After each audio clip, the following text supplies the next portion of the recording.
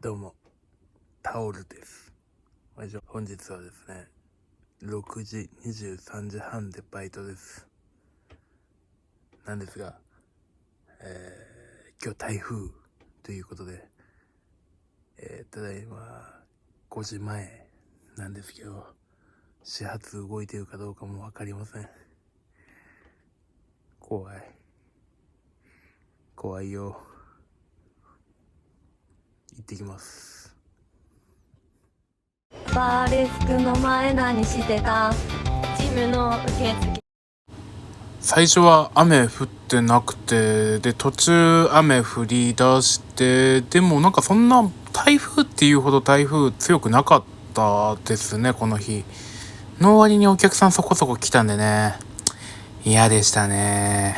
まあ濡れずに帰れてよかったです。